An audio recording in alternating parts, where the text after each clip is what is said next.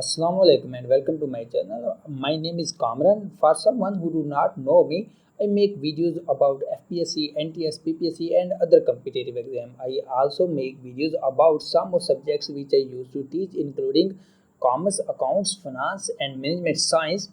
If you are interested any of these topics, please hit subscribe button and subscribe to our channel.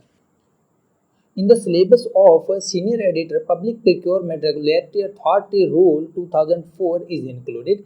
In this video, I am going to teach you Public Procurement Rules 2004. Let's begin. बिस्मिल्लाहिर्रहमानिर्रहीम। अल्लाह ताला के बाबरकत नाम से जो तमाम जहानों का पालने वाला है। कुल रब्बि ज़िदनी इल्मा। रब हमारे लिए आसानियाँ पैदा कर दे और दूसरों के लिए आसानियाँ पैदा करने की तौफीक अता फरमाए। डियर पेरेंट्स, आज से हम स्टार्ट करने जा रहे हैं एक वीडियो सीरीज़ सीनियर एडिटर की प्रिपरेशन के बारे में। ये जो वीडियो सीरीज़ है, सबसे पहला जो हमारा लेक्चर है वो है public procurement regulatory authority rules 2004। याद रहे dear aspirants, public procurement regulatory authority rules 2004 is included in any test of accountant, senior editor, junior editor in the government sector। इसकी इम्पोर्टेंस इसलिए बहुत ज़्यादा है कि गवर्नमेंट के जितने भी अदारे हैं सबको जो प्रोक्योरमेंट करनी पड़ती है, चीज़ों की परचेज़ करनी पड़ती है, प्रोक्योरमेंट रेफर टू परचेज़, चीज़ों की परचेज़ करनी पड़ती है, प्रॉपर चैनल यूज़ करना पड़ता है, एक प्रॉपर रूल्स बनाए गए गवर्नमेंट की तरफ से और आज हम इसी रूल्स को डिस्कस करेंगे। Procurement regulatory authority rules 2004 by the exercise of the power section 26 of the Public Procurement Regulatory Authority Ordinance 2002, the Federal Government of Pakistan make Public Procurement Regulatory Authority Rules 2004. These rules applied in Pakistan June 9, 2004.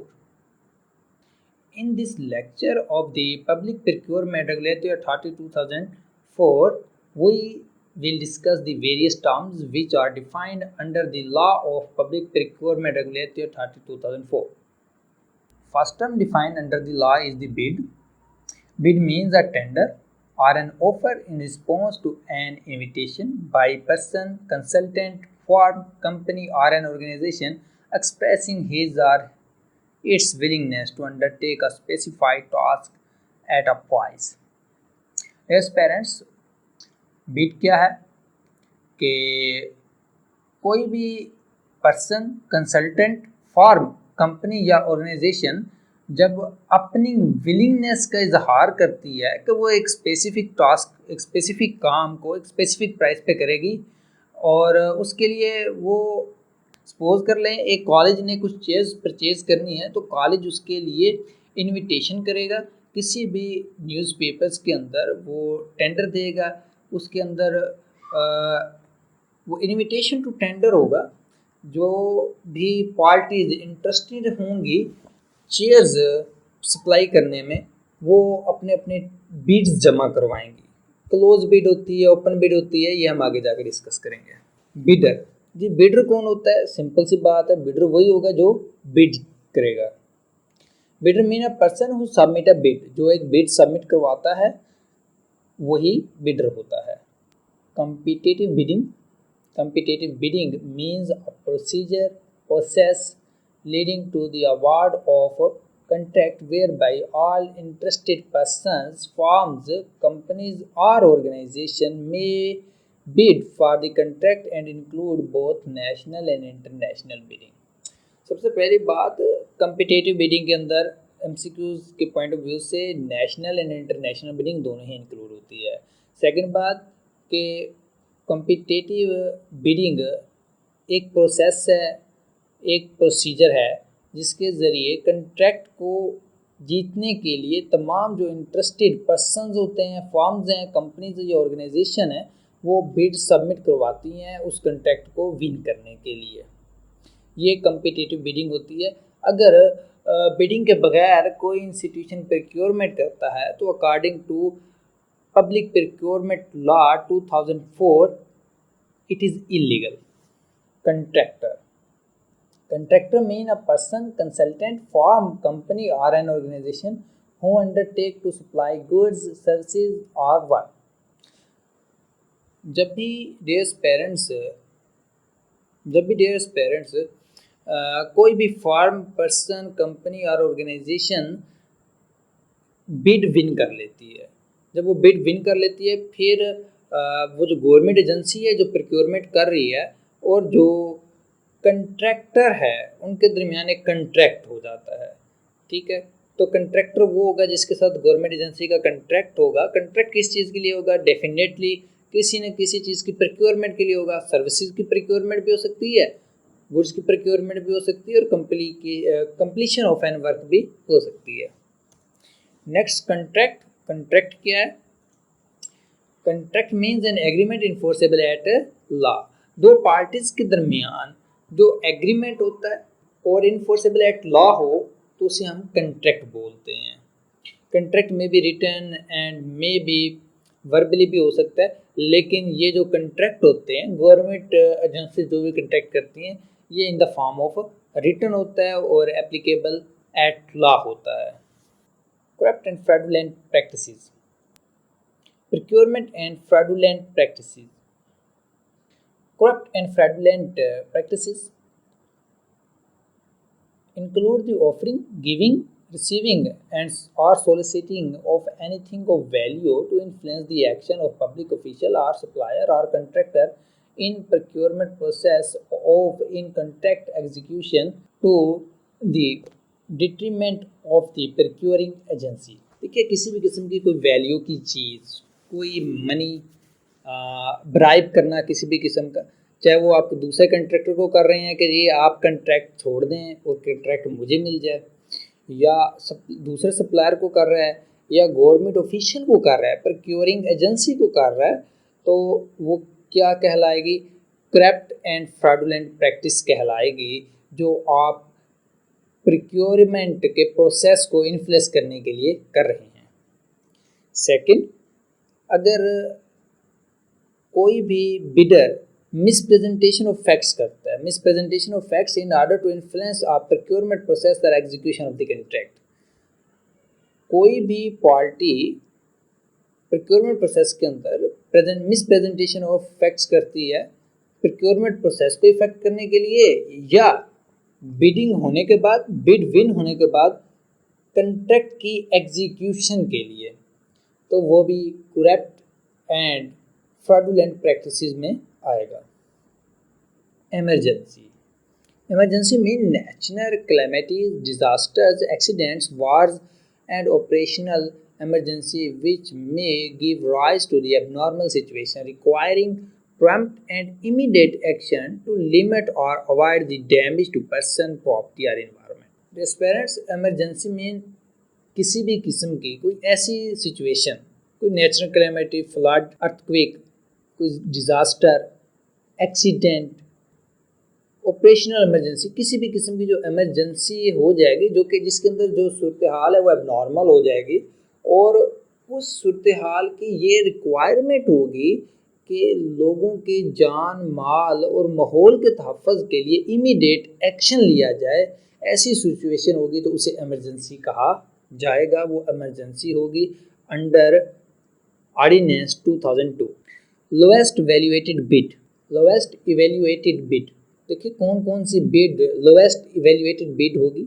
A bid most closely conforming to the evaluation criteria and other conditions specified in the bidding document। देखिए, जब भी procurement की जाती है किसी भी government agency की तरफ से, तो उन्होंने ऑलरेडी एक क्राइटेरिया सेट कर रखा होता है कि अगर कोई बंदा इतनी बिड करेगा तो हम उसको कंट्रैक्ट दे देंगे। अब अगर कोई बिड जो क्राइटेरिया प्रोक्योरमेंट एजेंसी ने सेट किया हुआ है उसके क्लोज है तो उसे भी लोएस्ट इवैल्यूएटेड बिड कहते हैं। हैविंग लोएस्ट इवैल्यूएटेड कॉस्ट, या आपके पास प्रोक्योरमेंट एजेंसी के पास जितनी भी बिड्स मसूल हुई हैं उनमें से जिसकी सबसे लोएस्ट कॉस्ट है उसे आप लोएस्ट इवैल्यूएटेड बिड कहते हैं। और जिस शख्स की बिड लोएस्ट इवैल्यूएटेड बिड होती है, ऑलमोस्ट 99% केसेस के अंदर गवर्नमेंट कंट्रैक्ट उसी को ही मिलता है। Repeat orders. Repeat orders means procurement of same commodity from the same source without competition and includes repeat orders. Repeat orders means procurement of the same commodity from the same source without competition and include enhancement of contract. देखिए, पहले ही एक government agency का एक supplier के साथ contract हो चुका है, रिसेंट ईयर पिछले साल हुआ था वो कंट्रैक्ट। तो अगर अब गवर्नमेंट एजेंसी प्रोक्योरमेंट प्रोसेस को दोबारा से इनिशिएट करने की बजाय उसी कंट्रैक्टर से, उसी सप्लायर से वही सेम कमोडिटी विदाउट कंपटीशन मंगवाते हैं, तो इसे हम कहेंगे रिपीट ऑफ ऑर्डर्स। समटाइम इसमें क्या होता है कि आपने उस कंट्रैक्टर से 1 साल का कंट्रैक्ट किया, अब आप जो गवर्नमेंट एजेंसी है वो उसी कंट्रैक्ट के अंदर इन्हेंसमेंट कर देती है, उसका पीरियड ऑफ ड्यूरेशन में इंक्रीज कर देती है, तो वो रिपीट ऑफ ऑर्डर्स में आएगा। रिपीट ऑर्डर्स इसे कह सकते हैं आप। सप्लायर सिंपल है, डियर पेरेंट्स आपकी समझ में आ गया होगा। देखते supplier mean a person, consultant, firm, company और organisation undertake to supply goods, services और वर्क। जो भी शख्स, कंसल्टेंट, फर्म, कंपनी या ऑर्गेनाइजेशन ये जिम्मेदारी ले ले कि वो गुड्स सर्विसेज प्रोवाइड करेगी, सप्लाई करेगी, या कोई काम है उस पीस ऑफ वर्क को कंप्लीट करेगी, तो उसे हम सप्लायर कहेंगे। Value for money. Now we are going to discuss value for money on the behalf of procurement agency, government agency. Value for money means best return for each rupee spent in terms of quality, timeliness, reliability, after sale service, upgradability, price, source, and the combination of the whole life cost and quality to meet procuring agency's requirement. Yes, parents, procurement agency जो भी rupees खर्च करती है उसका best return जो है वो है वैल्यू ऑफ मनी। और इसी वैल्यू ऑफ मनी के लिए प्रोक्योरमेंट एजेंसी जब भी प्रोक्योरमेंट करती है तो वो प्रोक्योरमेंट थ्रू प्रॉपर चैनल करती है, तमाम बिड्स को एवेल्यूएट करने के बाद करती है।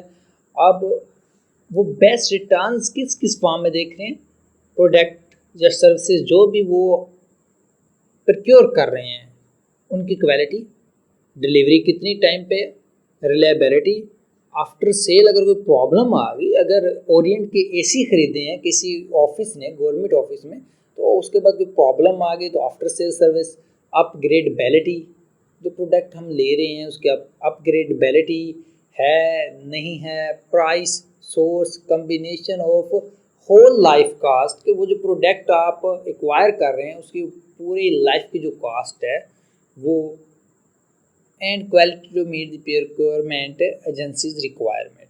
ये सारे क्या है, वैल्यू ऑफ मनी है। सिंपली आप कह सकते हैं कि गवर्नमेंट एजेंसी जो रुपीज़ खर्च कर रही होती है उसके अगेंस्ट वो value for money in returns देख रही होती है, quality, timeliness, reliability, after sale service, upgradability, price, source etcetera, इन चीज़ों में वो देख रहे होते हैं।